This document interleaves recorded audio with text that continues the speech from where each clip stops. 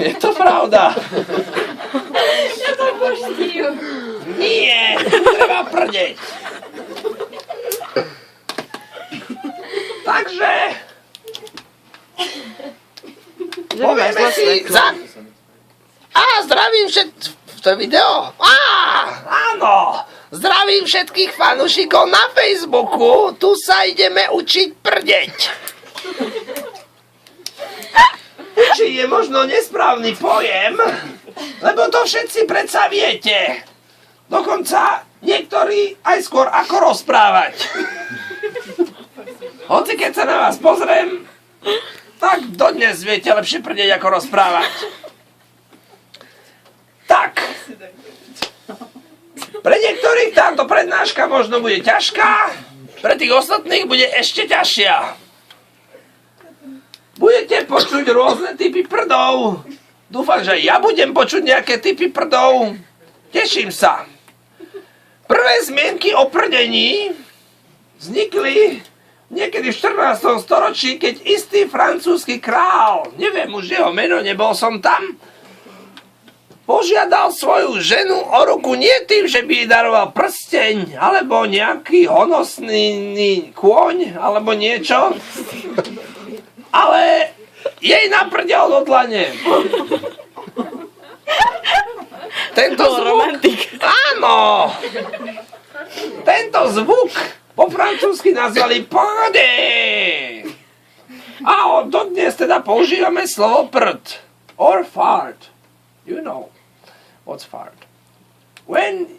nič sa idem pýtať. Dobre. OK, nice one. Takže... Prdenie je umenie. Mnohí, ktorí sa smejú, vedia, o čom rozprávam.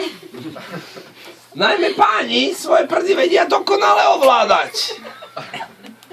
Čo je ale ešte zaujímavejšie povedať, a tým prebúrame všetky mýty. Áno, drahí priatelia, prdia aj ženy.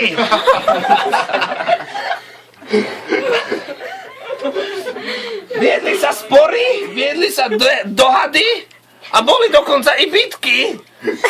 No je dokázané, že prdia aj ženy. Neraz som bol toho svedkom a neviem, či chcem ešte byť. Ale áno, chcem. Samozrejme, pôjde vám aj o body, ak tu nejaké prdy budú. Najmä ženské by som, no neviem, nič nehovorím. Proste nejaké... Skús kašľať druhou stranou tela. Bude to za viac bodov. Nie.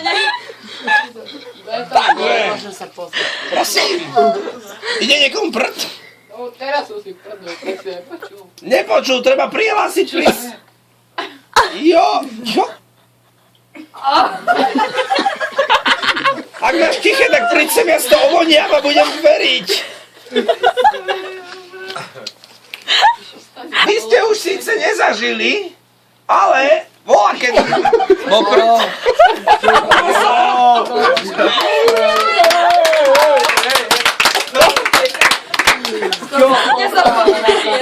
To je prvý, ktorý pochopil, že prd je umenie. Prd je výsosť. Prd je dar tých najvyšších. Dar z neba. Poď radšej bližšie, keď ti pôjde ešte, aby som to počul. Ja vám poviem, ako je dobre prdeť. Všetkému sa dostaneme, nebojte sa. Takže máme Musíš tak nasiať vzduch. Áno! Nasiať vzduch je ten správny výraz. Dobre, nasaď, no. Siať vzduch je blbé. Takže, chcem sa vás spýtať. Poznáte nejaké druhy prdov? Počkaj, ja si prdel. No, ticho. Ten blažený výraz tvári. Ticho. Ticháčik, tichý zabijak, alias medzinôžka plazivá. Ticho.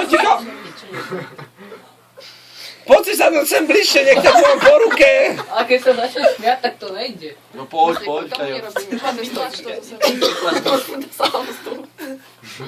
Vytlač, please. Kľudne si to šetri, keď pôjde len zdvihneš ruku.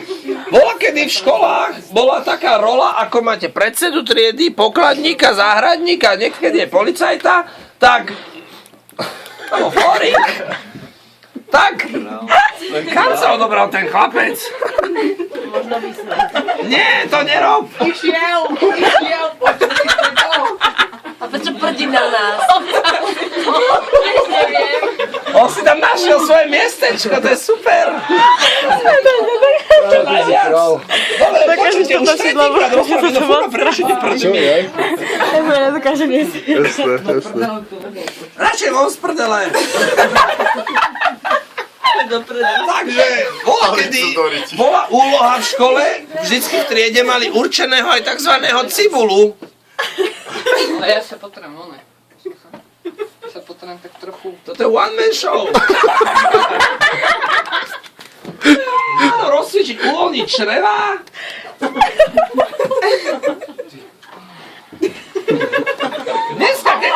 Dneska, keď som si sedel na izbe, počujem...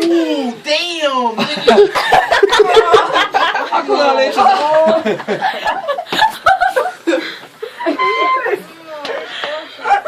Chris, what did you do? No Cibula bol ten, ktorý čuchal tie vône. Ako náhle bolo cítiť takto niečo, vždy sa zvolal len Cibula. Cibula prišiel, ovoňal a bolo. Avšak keď Cibula bol s niekým znepriateľený, mohlo sa stať, že ukázal aj na toho človeka, aj keď to bohužiaľ nebol. Cibula bol veru veľký beťár. Odporúčam zaviesť do tried, je to zábava. Dobre, prejdime teda na ukážky prdov. Kde? Možno. No to prdel, to je nebolo. Ukážem vám základný... Posral. Čo? Dobre, nepozrel si sa, už neprde, radšej prosím ťa. Počúvajte, chcem vám ukázať základný prd. Taký priemerný. Takzvaný normál. Áno, tu ste mali možnosť počuť klasický prd, ktorý vedia predviesť aj chlapci, aj dievčatá. Pumpuj, pohode. Ideme ďalej. Daj to zapalovať, že? Nie, pozor, to je veľký mýtus. Už som videl človeka, ako mu horela tvár. Neoplatí sa skúšať. Najmä na chatách. Pozor. Keď som hovoril, že prdia aj ženy, není to len fáma. Znie to priemerný ženský prd, okrem toho, že vedia prdiť jak traktory. Sti? Tak, žena vie, priemerný ženský prd znie nejak takto. Takže, áno, ženy, viete asi, o čom rozprávam. Vy sa tvárite, že o ničom neviete, avšak veľmi pekne sa tiež viete hrať so svojimi prdmi. Vráťme sa späť k pánom. Páni, ako som už hovoril, sa vedia vyhrať. Vytvárajú si rôzne rytmické znenia, rôzne rýchlostné skúšky a taktiež si dokazujú svoje prejavy sily. Určite viete, o čom rozprávam, tiež som vo vašom veku. A vlastne robím to furt. Takzvaný prd haluzák v priemere znie možno nejak takto. Áno, s prdmi sa dá vyrať všelijako. Môžete si vyprdkávať rytmus svojej obľúbenej pesničky, môžete si jednoducho vyprdkať rytmus. No, zatiaľ nemáme záznamy o tom, že by sa naučil niekto prdom spievať. Uvidíme, kam táto doba bude pokračovať. Ideme ďalej. Starý známy prd vodič na kladiaku, alias kamionista. Kamionisti sú známi tým, že dlhé hodiny sedia na jednom mieste, nemajú príležitosť, sú upchatí a ako náhle sa dostanú kdesi trošku do pohybu, vedia zo seba dostať veľké zázraky. To viete aj vy, najmä keď sa ráno zobudíte. Takmer každý člen tejto chatky začal tento deň nádherným prdom do misí. Je jasné, že to je pravda. Fakty hovoria za všetko. Hodíš na chladiaku, znie nejak takto. Pozor. Pokračujeme. Je to ako melódia.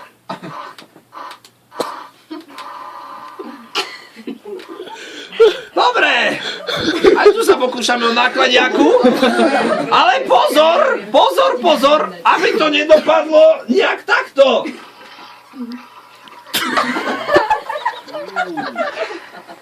Jak je červená.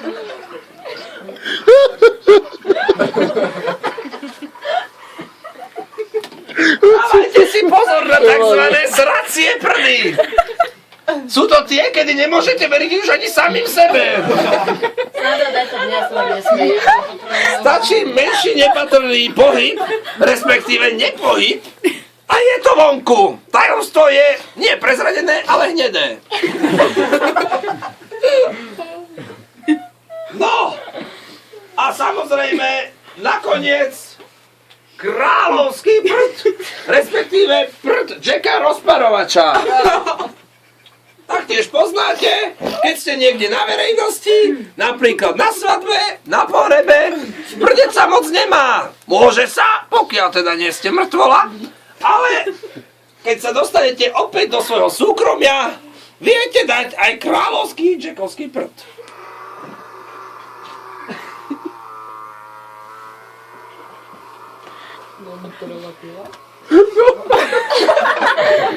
Ešte stále trvá?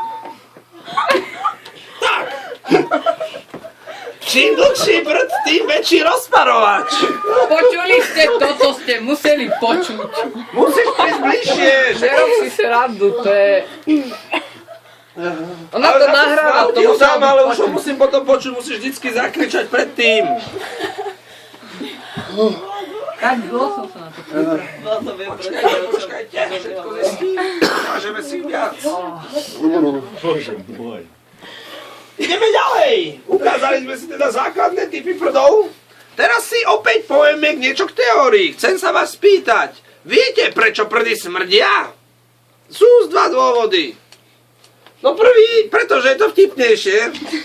Keď z nič len cítite smrad a podnecuje vás to k smiechu. Napríklad ako teraz, hoci neviem, či čo cítite. V tej predošlej skupine, ako hovorím, bola treba evakuácia. Nezvládol som to už ani ja, a to som známy prdológ. Veru, pán Dobrovský sa činil. No. Nakreslil som si tu základný črevný trakt. Vyzerá nejak takto. Tieto biele bublinky, ktoré tu vidíte, odborne zvané bublinka PRD, áno, takto to vyzerá, prechádzajú z hora nadol, pričom sa dostávajú až tam, kam majú. Tu, niekde v týchto miestach to už zvykne člapkať. Tieto bublinky sú sami o sebe neškodné, ale pozor, občas sa stretnú s prekážkou. Presne tak. Je to on. Sám veľký Markus. Pýtate sa, prečo Markus? V Nemecku, v západnom Nemecku, žil raz jeden pán. Volal sa Heinrich. On raz zo seba, týždeň teda nerobil to, čo mal, raz zo seba dostal toľko toho, že to vyzeralo nejak takto. Záchodová misa a takto to až kopcom. No. Keď to videl, pojašil sa z toho chudák a ten svoj produkt nazval Markusom. Dokonca tvrdil, teda Nemecku toho tak vedia pekne vysloviť, Markus. No. Dokonca tvrdil, že vraj na ňo Markus prehovoril. Keď splachoval, tak vraj Markus kričal: Tati! Nesplachuj ma! Som tvoj syn! Odtedy teda voláme odborne tieto veci Markusom. Vráťme sa späť. Keď neškodná bublina PRD prechádza okolo Markusa, nadýchá sa jeho arómy, a keď sa dostáva von, To už potom ďalej poznáme. Je treba niekedy evakuovať. Avšak zistil som jednu vec. Prišiel som na ňu úplne sám. 25 rokov mi trvalo, kým som zistil, že ako náhle vypustíte Markusa, necelú hodinu trvá, kým vaše prdy nesmrdia. Naozaj, vyskúšajte si to. Lebo PRD sa nemá čoho v čreve nadýchať, tak vystupuje z tela absolútne neporušený. Hoci teda stáva sa, že za Markusom je totiž to dosť natlačených veľa PRDčok a s Markusom spolu vychádzajú von na scénu. Dneska, keď som si sedel na svojej izbe, tak som počul jedného môjho kolegu. Áno, padol veľmi silný Markus podľa mňa. A všimol som si novú vec. Sprievodný jav, ktorý som doteraz nepozoroval. Áno, drahí priatelia, vzdychanie.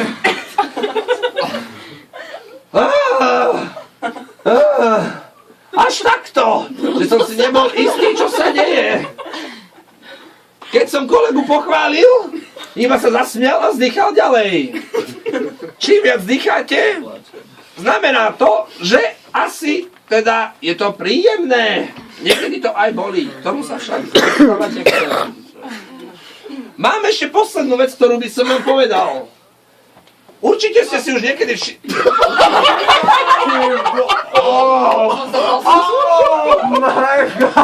Toto je za dva. Dobre.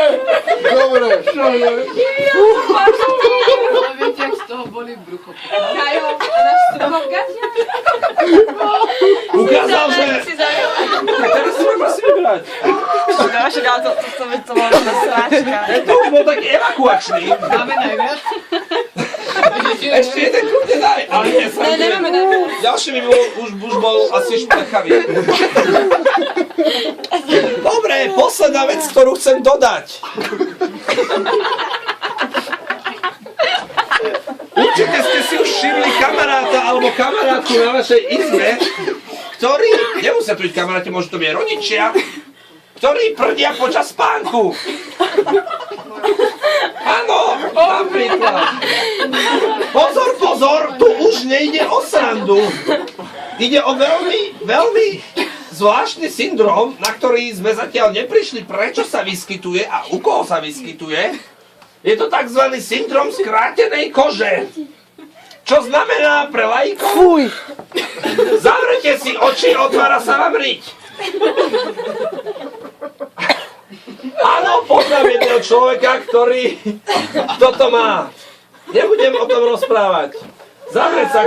Zavrú sa oči, otvára sa riť. Skrátená koža.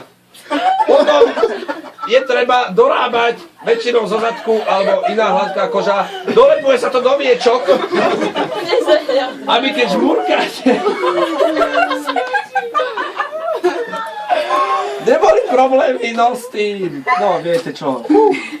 Až som sa zapotil pri tejto exkurzii. A ja. Aj...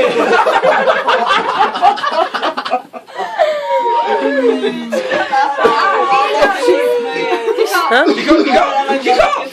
Ticho! Tam už je milión. Je to jasné, úplne ste najlepší. Pre Boha! A to keď začali sa smiať, tedy to začne. Táto chatka si zapamätá veľa. Bojím sa, že do rána spadne. Onko bude rád. Plyny jej asi nerobia dobre. Takže verím, že ste sa naučili nejaké nové veci. Nezabúdajte svoje krásavce volať Markusovia. Hovorí sa, že keď sa pekne prihovoríte, vedia odzdraviť. Skúmajte svoje PRD a hlavne nehambite sa prdeť na verejnosti. Ako som povedal, prdenie je výsostné, prdia iba králi a prdia iba vyvolení. Takže dovidenia, lúčim sa s vami a prdte! Dovidenia!